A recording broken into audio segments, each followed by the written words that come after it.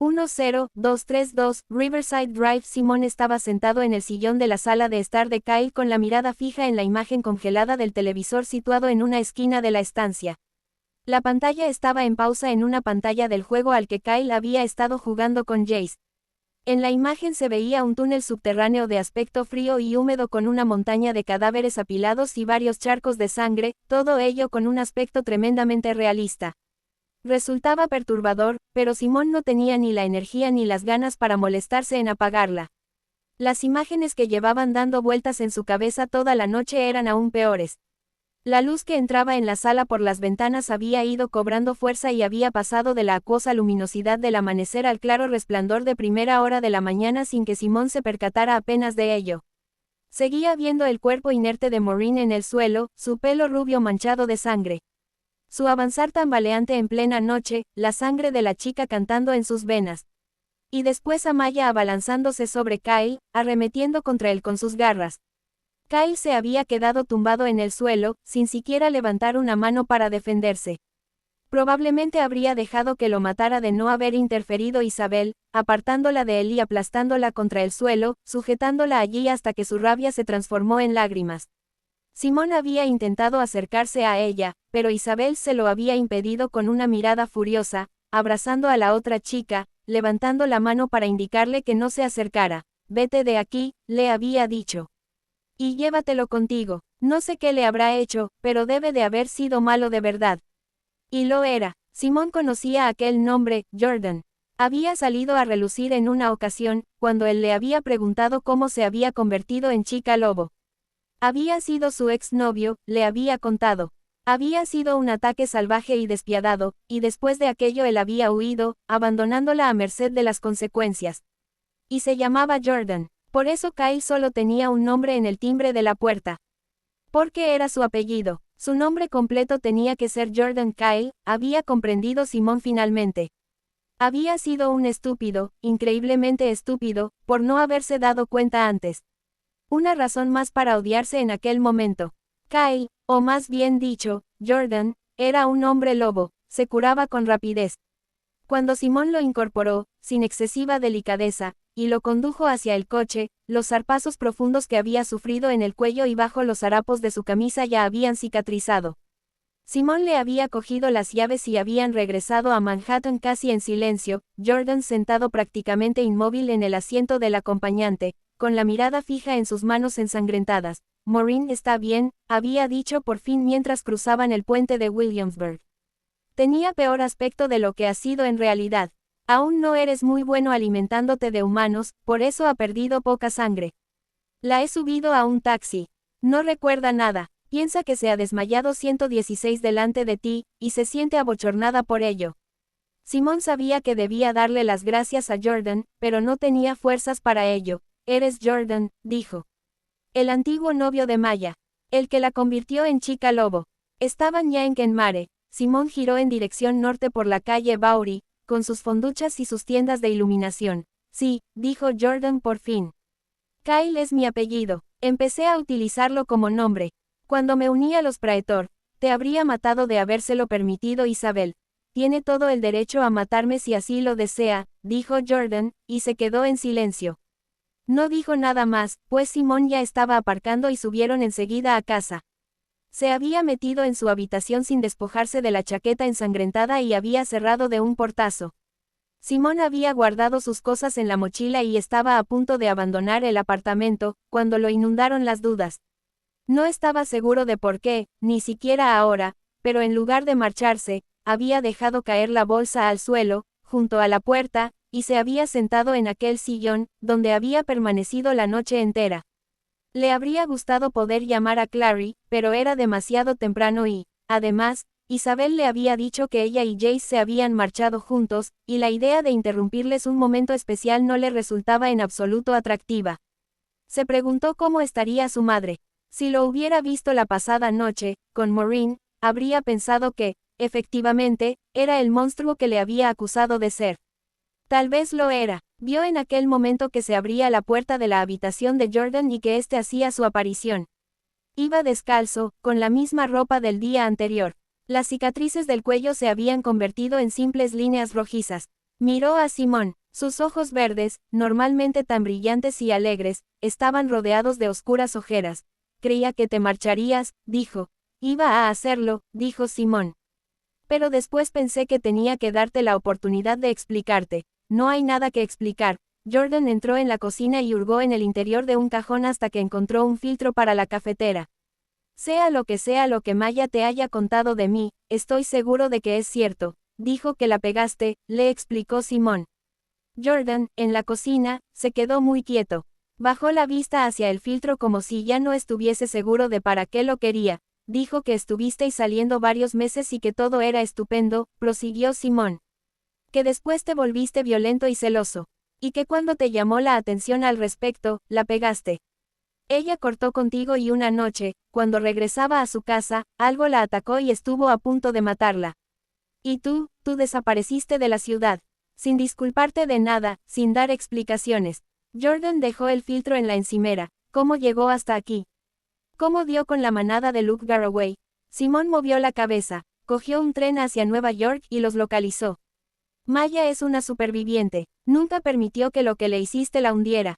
Mucha gente habría sucumbido. ¿Te has quedado para esto?, preguntó Jordan. Para decirme que soy un cabrón.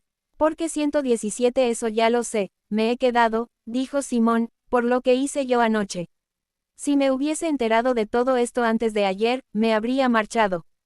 Pero después de lo que le hice a Maureen, se mordió el labio. Creía poder controlar lo que me pasaba y no es así, y le hice daño a una chica que no se lo merecía. Es por eso por lo que me he quedado, porque si yo no soy un monstruo, tú tampoco eres un monstruo, porque quiero saber qué tengo que hacer a partir de ahora, y tal vez tú puedas decírmelo. Simón se inclinó hacia adelante. Porque te has comportado conmigo como una buena persona desde que te conozco. En ningún momento te he visto comportarte de forma mezquina o enfadarte. Y luego pensé en lo de la guardia de los lobos, y en que me contaste que te habías unido a ellos porque habías hecho cosas malas, y pensé que tal vez lo de Maya fuera esa cosa mala que habías hecho y que estás tratando compensar. Fue eso, dijo Jordan. Es por Maya. Clary estaba sentada detrás del escritorio que tenía en la habitación de invitados de casa de Luke, con el trozo de tela que había cogido del depósito de cadáveres del Beth Israel extendido delante de ella. Había colocado unos lápices a cada lado de la tela para mantenerla estirada y estaba mirándola fijamente, estela en mano, tratando de recordar la runa que se le había aparecido en el hospital. Concentrarse era complicado, no podía dejar de pensar en Jace, en la noche anterior. ¿A dónde habría ido? ¿En por qué se sentía tan infeliz? Hasta que lo vio anoche, no se había dado cuenta de que se sentía tan mal como ella, y aquello le había partido el corazón. Deseaba llamarlo, pero se había reprimido de hacerlo ya varias veces desde que había llegado a casa. Si en algún momento Jace tenía intención de explicarle su problema, lo haría sin necesidad de que ella se lo preguntase. Lo conocía lo bastante bien como para saberlo. Cerró los ojos e intentó obligarse a dibujar la runa. No era una runa de su invención, eso lo sabía seguro. Era una runa que ya existía, aunque no sabía con certeza si la había visto en el libro gris. Su forma le daba a entender menos una interpretación que una relación, un deseo de mostrar la forma de algo oculto bajo su superficie, de tener que retirar lentamente el polvo que la cubría para poder leer la inscripción que escondía debajo. La estela tembló entre sus dedos y abrió los ojos para descubrir, sorprendida, que había conseguido trazar un pequeño dibujo en un extremo de la tela. Parecía casi una mancha, con raros fragmentos proyectándose en todas direcciones. Clary frunció el ceño y se preguntó si estaría perdiendo sus habilidades. Pero entonces el tejido empezó a relucir, como ese brillo neblinoso que produce el calor al desprenderse del asfalto ardiente.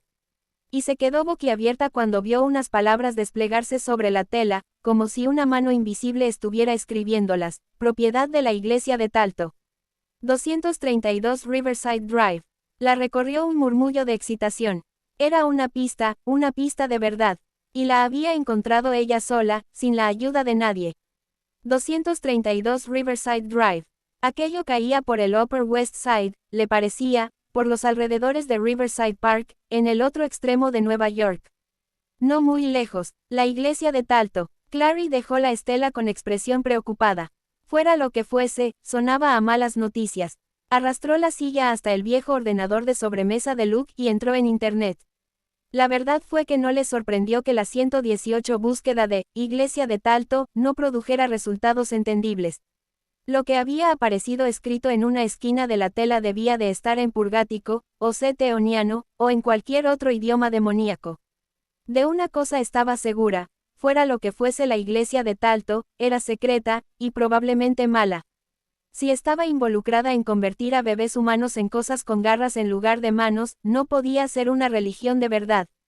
Clary se preguntó si la madre que había tirado al bebé en el contenedor de basura próximo al hospital sería miembro de esa iglesia y si antes de que naciera su hijo sabría en qué se había metido. Cuando cogió el teléfono, sentía frío en todo el cuerpo. Se detuvo con el aparato en la mano. Había estado a punto de llamar a su madre, pero no podía llamar a Jocelyn y contarle aquello. Jocelyn H. había dejado de llorar y había accedido por fin a salir, con Luke, a mirar anillos.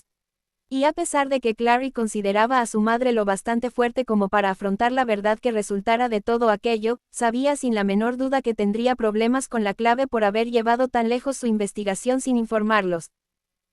Pero Luke estaba con su madre. No podía llamarlo. Marise, quizá, pero la simple idea de llamarla le resultaba extraña e intimidatoria. Además, Clary sabía, sin querer casi reconocer que era un factor a tener en cuenta, que si dejaba que la clave se hiciera cargo del asunto, ella quedaría completamente apartada del juego. Quedaría al margen de un misterio que parecía tremendamente personal. Eso sin mencionar que sería como traicionar a su madre frente a la clave.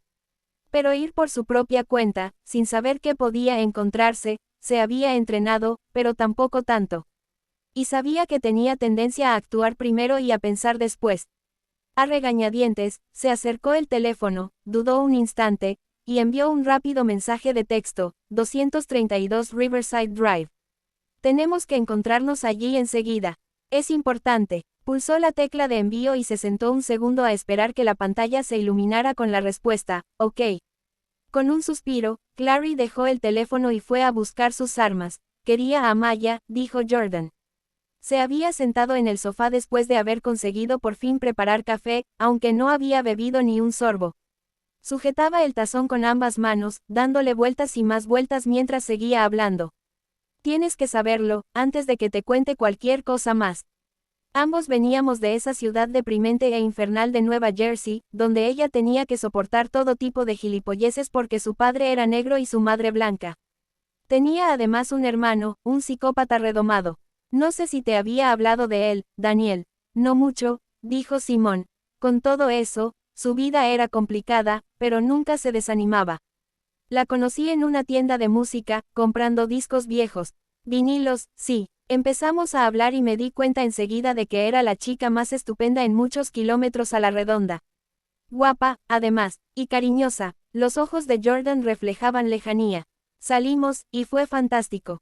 Estábamos locamente enamorados, como solo puedes estarlo con 16 años. Entonces fue cuando me mordieron. Fue una noche en una discoteca, en el transcurso de una pelea. Solía meterme en muchas peleas. Estaba acostumbrado a que me dieran patadas y puñetazos, pero mordiscos. Pensé que el tipo que me lo hizo estaba loco, pero no. Fui al hospital, me pusieron puntos y me olvidé del tema. Unas 3 semanas después, empezó todo. Oleadas de rabia y enfados incontrolables. Me 119 quedaba sin ver nada y no sabía qué pasaba. Destrocé el cristal de la ventana de la cocina de un puñetazo solo porque no conseguía abrir un cajón. Estaba loco de celos con Maya, convencido de que se veía con otros chicos, convencido, ni siquiera sé qué pensaba. Solo sé que exploté, la pegué. Me gustaría decir que no recuerdo haberlo hecho, pero lo recuerdo. Y ella cortó conmigo, su voz se interrumpió. Le dio un trago al café, parecía enfermo, pensó Simón. Se imaginó que no habría contado muchas veces esa historia. O nunca. Un par de noches después, fui a una fiesta y ella estaba allí. Bailando con otro chico, besándolo como si con ello quisiera demostrarme que todo había acabado. Eligió una mala noche, aunque no tenía modo de saberlo. Era la primera noche de luna llena después de mi mordisco. Tenía los nudillos blancos de sujetar la taza con fuerza. La primera vez que me transformaba. La transformación destrozó mi cuerpo y me partió la carne y los huesos. Fue una agonía, y no solo por eso. La deseaba, quería que volviese conmigo, quería explicárselo, pero lo único que podía hacer era aullar. Eché a correr por las calles, y entonces fue cuando la vi, cruzando el parque al lado de su casa. Estaba a punto de entrar, y la atacaste, dijo Simón. ¿Y la mordiste? Sí, Jordan estaba mirando ciegamente el pasado. Cuando a la mañana siguiente me desperté, era consciente de lo que había hecho. Intenté ir a su casa, explicarme. Estaba ya a medio camino de allí cuando un tío enorme se interpuso en mi camino y se me quedó mirando. Sabía quién era yo, lo sabía todo de mí. Me explicó que era miembro de los Praetor Lupus y que yo le había sido asignado. No le gustaba en absoluto saber que había llegado demasiado tarde, que yo ya había mordido a alguien. No me permitió acercarme a ella. Dijo que solo serviría para empeorar las cosas. Me prometió que la guardia de los lobos cuidaría de ella. Me dijo que como ya había mordido a un humano, algo que está estrictamente prohibido, la única manera que tenía de eludir el castigo era unirme a la guardia y entrenarme para aprender a controlarme. No lo habría hecho, le habría escupido y aceptado el castigo que les viniera en gana aplicarme. Hasta ese punto me odiaba. Pero cuando me explicó que podría ayudar a otra gente como yo, tal vez impedir que lo que me había pasado a mí con Maya volviera a repetirse, fue como ver una luz en la oscuridad, en un futuro lejano. Como si quizá hubiera una oportunidad de reparar lo que había hecho. Entendido, dijo Simón despacio. Pero ¿no te parece una extraña coincidencia que acabaran asignándote a mí? Al tipo que salía con la chica a la que en su día mordiste y convertiste en mujer lobo. No fue ninguna coincidencia, dijo Jordan. Tu ficha estaba entre las varias que me entregaron. Te elegí porque Maya aparecía mencionada en las notas. Una chica lobo y un vampiro que salen juntos. Vaya historia. Era la primera vez que comprendía que se había convertido en mujer lobo después de lo que yo le hice. Nunca te preocupaste por comprobarlo. Me parece un poco, lo intenté. El praetor no quería, pero hice todo lo posible para averiguar qué había sido de ella. Me enteré de que se había marchado de casa, aunque como ya tenía una vida familiar tan desastrosa, aquel hecho no me dio ninguna pista. Y la verdad es que no existe nada parecido a un registro nacional de seres lobo al que poder acudir. Yo solo, confiaba en que no se hubiese transformado, de manera que aceptaste esta misión por Maya. Jordan se sonrojó, pensé que a lo mejor, si te conocía, podría averiguar qué había sido de ella. Si estaba bien. Por eso me pegaste la bronca por ponerle los cuernos, dijo Simón, pensando en retrospectiva 120. Querías protegerla. Jordan lo miró por encima del borde de la taza de café. Sí, bueno, fue una estupidez. Y tú fuiste quien le pasó por debajo de la puerta el folleto con la actuación del grupo, ¿verdad? Simón movió la cabeza. Eso de meterte en mi vida amorosa, ¿formaba parte de la misión o era simplemente tu toque adicional personal? La dejé hecha polvo, dijo Jordan. Y no quería verla otra vez hecha polvo por culpa de otro, y no se te pasó por la cabeza que si se presentaba en la actuación intentaría arrancarte la cara. Signo de cierre de interrogación. De no haber llegado tarde, es muy posible que incluso lo hubiera hecho estando tú en escena. Habría sido un detalle de lo más emocionante para el público. No lo sabía, dijo Jordan. No era consciente de que me odiara tanto. Yo no odio al tipo que me convirtió a mí, puedo comprender que no se controlaba. Sí, dijo Simón, pero tú nunca amaste a ese tipo. Nunca tuviste una relación con él. Maya te quería, cree que la mordiste y que luego la abandonaste y jamás volviste a pensar en ella. Te odia tanto como en su día llegó a quererte. Pero antes de que a Jordan le diese tiempo a responder, sonó el timbre de la puerta, no el timbre de abajo, sino el que solo podía tocarse desde el vestíbulo interior. Los chicos intercambiaron una mirada de sorpresa. ¿Esperas a alguien?, preguntó Simón. Jordan negó con la cabeza y dejó la taza de café. Fueron juntos hasta el recibidor. Jordan le indicó a Simón con un gesto que se quedara detrás de él antes de que abriese la puerta. No había nadie, pero encontraron un papel en la alfombrilla de la entrada, sujeta por un pedrusco de sólido aspecto. Jordan cogió el papel y lo alisó, con mala cara. Es para ti, dijo, entregándoselo a Simón. Perplejo, Simón desplegó el papel. En letras mayúsculas de aspecto infantil, estaba escrito el siguiente mensaje: Simón Luis. Tenemos a tu novia. Tienes que presentarte hoy mismo en el 232 de Riverside Drive. Ven antes de que anochezca o le cortaremos el cuello. Es una broma, dijo Simón, mirando pasmado el papel. Tiene que serlo. Sin decir palabra, Jordan agarró a Simón del brazo y tiró de él en dirección al salón. Cuando consiguió soltarse, buscó el teléfono inalámbrico hasta que dio con él. Llámala, dijo, lanzándole el teléfono a Simón. Llama a Maya y asegúrate de que está bien, pero quizá no se trata de ella. Simón se quedó mirando el teléfono mientras el horror de la situación empezaba a zumbar en su cerebro como un espíritu necrófago ululando en las puertas de una casa, suplicando entrar. Concéntrate, se dijo, que no cunda el pánico. Podría ser Isabel. Dios, Jordan lo miró encolerizado. ¿Tienes más novias? Hacemos primero una lista de nombres para ir llamándolas a todas. Simón le arrancó el teléfono y se volvió, marcando el número. Maya respondió al segundo ring. 121, diga, Maya, soy Simón. La simpatía de la voz de Maya desapareció al instante. Ah. ¿Y qué quieres? Solo quería comprobar que estabas bien, dijo. Estoy bien, confirmó con sequedad. Tampoco es que lo nuestro fuera muy serio. No me siento feliz, pero sobreviviré. Pero tú sigues siendo un cabrón. No, dijo Simón. Me refiero a que quería comprobar si estabas bien. ¿Tiene que ver Jordan con esto? Simón percibió una tensa rabia en su voz al pronunciar aquel nombre. De acuerdo, os largasteis juntos, no. Sois amigos, o algo por el estilo, no es verdad. Pues ya puedes decirle de mi parte que se mantenga bien lejos de mí. De hecho, eso va para los dos. Colgó. El tono de marcación empezó a zumbar en el teléfono como una abeja enfadada. Simón miró a Jordan. Está bien. Nos odia a los dos, pero aparte de eso, no me ha parecido que hubiese nada anormal. De acuerdo, dijo Jordan, muy tenso. Ahora llama a Isabel. Necesitó 2 intentos antes de que Isabel cogiera el teléfono. Simón había caído casi presa del pánico cuando su voz sonó al otro lado de la línea, distraída y molesta. Quien quiera que seas, mejor que sea para algo bueno. Simón se sintió aliviado. Isabel. Soy Simón. Oh, el amor de Dios. ¿Qué quieres? Solo quería asegurarme de que estabas bien. Oh, ¿qué? Se supone que tengo que estar destrozada porque eres un tramposo, un mentiroso, un cabrón hijo de... No. Aquello empezaba a hacerme ya en los nervios de Simón. Me refiero a si estás bien. No te han secuestrado ni nada por el estilo. Hubo un largo silencio. Simón, dijo Isabel por fin. Me parece, de verdad, en serio te lo digo, la excusa más estúpida que he oído en mi vida para realizar una llamada quejumbrosa como esta. ¿Qué te pasa a ti? No estoy seguro, dijo Simón, y colgó antes de que ella pudiera colgarle. Le entregó el teléfono a Jordan. Isabel también está bien, no lo entiendo. Jordan estaba perplejo. ¿A quién se le ocurrirá realizar una amenaza de este tipo que no se apoya sobre ninguna base?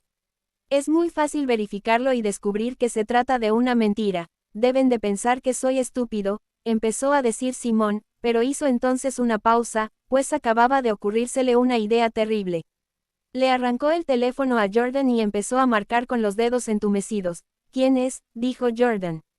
¿A quién llamas? El teléfono de Clary empezó a sonar justo cuando llegaba a la esquina de la calle 96 con Riverside Drive. Era como si la lluvia hubiese limpiado la suciedad habitual de la ciudad. El sol brillaba desde un cielo resplandeciente sobre la luminosa franja verde del parque que se extendía a orillas del río, cuya agua parecía ahora casi azul. 122 hurgó en la mochila para localizar el teléfono, lo encontró y lo abrió. Diga. Sonó la voz de Simón. Oh, gracias, se interrumpió. ¿Estás bien? ¿No te han secuestrado ni nada? ¿Secuestrado? Clary iba mirando los números de los edificios mientras avanzaba por la calle. 220, 224. No estaba del todo segura de qué andaba buscando. Tendría el aspecto de una iglesia. De otra cosa, con un glamour que lo hiciese parecer un solar abandonado. ¿Estás borracho o qué? Es un poco temprano para eso. El alivio de su voz era evidente. No, solo que, he recibido una nota extraña. Alguien amenazando a mi novia. ¿Cuál de ellas? Muy graciosa, pero a Simón no le había hecho ninguna gracia. Ya he llamado a Maya y a Isabel, y las dos están bien. Entonces he pensado en ti, quiero decir, como pasamos tanto tiempo juntos. Tal vez quien sea esté confundido. Pero no sé qué pensar, yo tampoco. 232 Riverside Drive apareció de repente delante de Clary, un gran edificio cuadrado de piedra con tejado puntiagudo. Podría haber sido una iglesia en su día, pensó, aunque ahora no lo parecía. Maya e Isabel coincidieron anoche, por cierto. No fue divertido, añadió Simón. Tenías razón en eso de que estaba jugando con fuego. Clary examinó la fachada del número 232. La mayoría de los edificios de la zona eran apartamentos caros, con porteros vestidos con librea en su interior. Pero aquel, sin embargo, solo tenía un par de grandes puertas de madera con formas curvilíneas en la parte superior y anticuados tiradores de metal en lugar de pomos. Lo siento, Simón.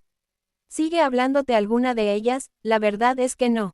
Posó la mano en un tirador y empujó. La puerta se abrió con un suave siseo. Clary bajó la voz. A lo mejor ha sido una de ellas la que te ha dejado la nota. No me parece muy de su estilo, dijo Simón, sinceramente perplejo. ¿Piensas que podría haberlo hecho Jace? Oír su nombre fue como un puñetazo en el estómago. Clary cogió aire y dijo, la verdad es que creo que no, ni aunque estuviese muy enfadado. Se alejó el teléfono de la oreja. Fisgó por la puerta entreabierta y vio lo que parecía el interior de una iglesia normal y corriente. Un pasillo largo y luces parpadeantes, como si fueran velas. No le haría ningún daño curiosear un poco más. Tengo que irme, Simón, dijo. Te llamo luego. Cerró el teléfono y entró. ¿De verdad piensas que era una broma? Jordan andaba de un lado a otro del apartamento como si fuera un tigre en la jaula del zoológico. No sé, me parece una broma de muy mal gusto. No he dicho que no fuera de mal gusto. Simón le echó un nuevo vistazo a la nota. Seguía en la mesita de centro, las letras mayúsculas eran claramente visibles incluso de lejos. El estómago le dio un vuelco solo de mirarla, aun sabiendo que no tenía sentido. Solo intento pensar en quién puede habérmela enviado. ¿Y por qué? Tal vez debería tomarme el día libre y vigilarla, dijo Jordan. Por si acaso, ya sabes, me imagino que te refieres a Maya, dijo Simón. Sé que tienes buenas intenciones, pero no 123 creo que quiera verte revoloteando a su alrededor. En calidad de nada, Jordan tensó la mandíbula. Lo haría de tal modo que ella no me viera, caray. Sigue siendo de culo por ella, ¿verdad? Es una cuestión de responsabilidad personal. Jordan habló muy serio. Lo que yo pueda sentir carece de importancia. Haz lo que te apetezca, dijo Simón. Pero creo que, sonó de nuevo el timbre de la puerta. Los dos chicos intercambiaron una única mirada antes de echar a correr por el estrecho pasillo en dirección a la entrada. Jordan llegó primero, cogió el perchero que había en el recibidor, retiró todas las chaquetas y abrió la puerta de golpe, sujetando el perchero por encima de su cabeza como si fuese una jabalina. Era Jace, pestañeó sorprendido. ¿Es eso un perchero? Jordan dejó caer el perchero en el suelo y suspiró. Si hubiera sido un vampiro, esto habría resultado mucho más útil. Sí, replicó Jace. O si hubiera sido alguien que estuviera cargado de abrigos. Simón asomó la cabeza por detrás de Jordan y dijo, disculpa. Hemos tenido una mañana estresante. Bueno, sí, dijo Jace. Y mucho más estresante que va a ser. Vengo para llevarte conmigo al instituto, Simón. El cónclave quiere verte y no les gusta tener que esperar. En el instante en que la puerta de la iglesia Talto se cerró a sus espaldas, Clary tuvo la sensación de estar en otro mundo. El ruido y el alboroto de Nueva York se habían apagado por completo. El espacio interior del edificio era grande y encumbrado, con techos muy elevados. Había un pasillo estrecho flanqueado por hileras de bancos, gruesas velas marrones ardiendo en candelabros sujetos a las paredes. El interior le pareció a Clary escasamente iluminado, pero tal vez fuera porque estaba acostumbrada a la claridad de la luz mágica. Avanzó por el pasillo, las leves pisadas de sus zapatillas deportivas sobre el polvoriento suelo de piedra apenas hacían ruido. Resultaba curioso, pensó, ver una iglesia sin ninguna ventana. Llegó al ábside, situado al final del pasillo, donde un conjunto de peldaños de piedra daba acceso al estrado que albergaba el altar. Lo miró pestañeando, percatándose de una rareza más. En aquella iglesia no había cruces. Pero sobre el altar había una lápida de piedra coronada por una estatua que representaba una lechuza. En la lápida podía leerse lo siguiente: porque su casa se inclina hacia la muerte y sus senderos hacia los muertos, los que entren en ella no podrán regresar jamás ni a Garse a los senderos de la vida. Clary pestañeó. No estaba muy familiarizada con la Biblia, la verdad era que sus conocimientos nada tenían que ver con aquellos extensos pasajes de la misma que Jace se sabía casi de memoria, pero a pesar de que aquello sonaba a religioso, era un fragmento extraño para figurar en una iglesia. C-124 estremeció y se acercó un poco más al altar, sobre el que habían dejado un libro de gran tamaño. Estaba cerrado, pero asomaba un marcador en una de las páginas. Cuando Clary alargó el brazo para abrir el libro, se dio cuenta de que lo que había tomado por un punto del libro era en realidad una daga curva con empuñadura negra y símbolos ocultos grabados en ella. En algunos libros de texto, había visto imágenes de armas similares. Era un atame, utilizado a menudo en rituales de invocación demoníaca.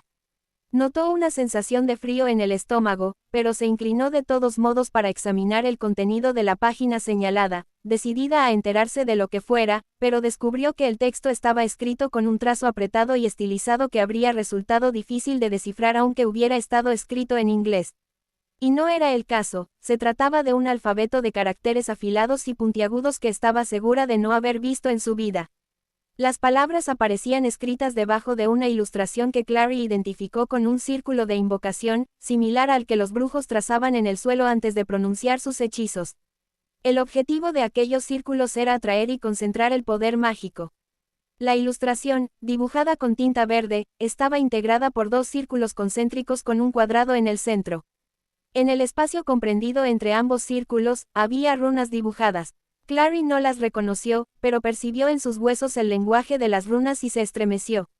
Muerte y sangre. Pasó rápidamente la página y se encontró con un conjunto de ilustraciones que le cortaron la respiración. Se trataba de un grupo de imágenes que se iniciaba con la de una mujer con una ave posada en su hombro izquierdo. El ave, seguramente un cuervo, tenía un aspecto siniestro y una mirada sagaz. En la segunda imagen, el ave había desaparecido y la mujer estaba a todas luces embarazada. En la tercera imagen, la mujer aparecía tendida sobre un altar muy similar al que Clary tenía enfrente en aquel momento. Delante de ella, una figura vestida con túnica portando en la mano una jeringa de aspecto chirriantemente moderno. La jeringa contenía un líquido de color rojo oscuro. Era evidente que la mujer sabía que era la destinataria de aquella inyección, pues estaba gritando. En la última imagen, la mujer aparecía sentada con un bebé en su regazo. El bebé tenía un aspecto casi normal, a excepción de sus ojos, que eran completamente negros, sin blanco. La mujer miraba a su hijo con expresión aterrorizada. Clary notó que el vello de la nuca se le erizaba.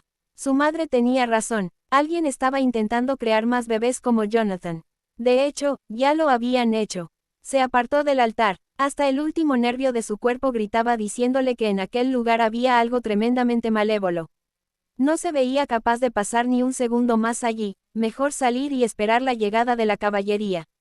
Por mucho que ella hubiera descubierto aquella pista por su cuenta, el resultado iba mucho más allá de lo que podía resolver por sí sola.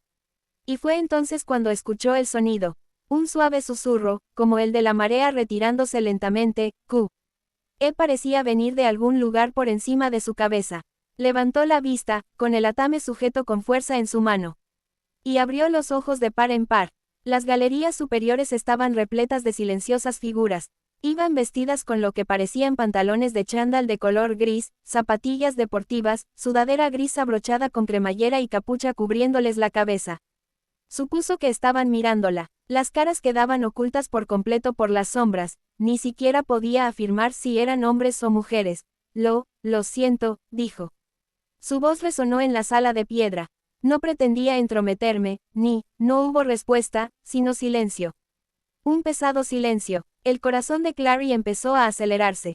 125, ya me marcho, dijo, tragando saliva. Dio un paso al frente, dejó el atame en el altar y se volvió dispuesta a irse. Captó entonces el olor en el ambiente, una décima de segundo antes de volverse, el conocido hedor a basura podrida. Entre ella y la puerta, alzándose como un muro, acababa de aparecer un espantoso revoltijo de piel escamosa, dientes como cuchillas y garras extendidas.